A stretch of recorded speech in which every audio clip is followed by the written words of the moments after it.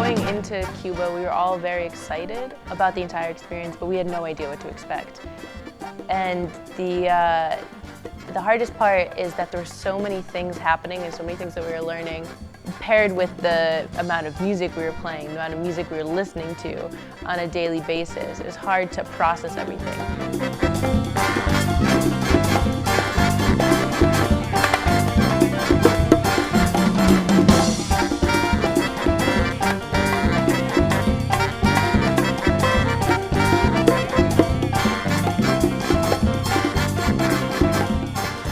The trip that the Brown Jazz Band took to Cuba really builds on a foundation of a long-standing relationship that Brown University has with some partner institutions in Cuba, specifically with Casa de las Americas. And we've had an exchange program with Casa de las Americas since 2008.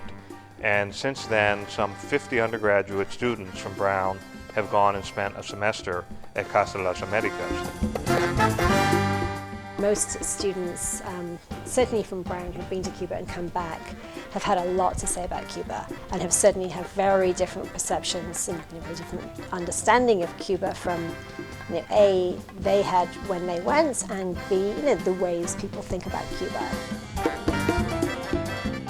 It's special because of the Cuban musicians. I mean, those musicians are just the most remarkable players because they have their own music, their own way of doing things that people all over the world emulate, but it's their music, it's their style.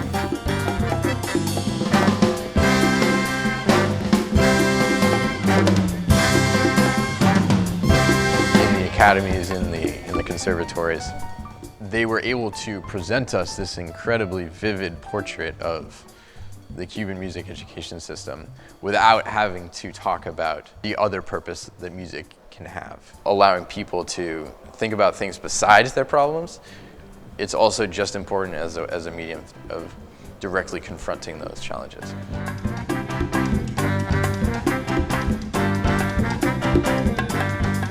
We went to the conservatory over there, and there's a shortage of woodwind reeds, and encountered some of the best musicians in Cuba, and they're playing student instruments. And I think it's amazing that they're able to cultivate such distinctive sounds and really make artistic statements on inferior equipment and with the resources that they had at their disposal.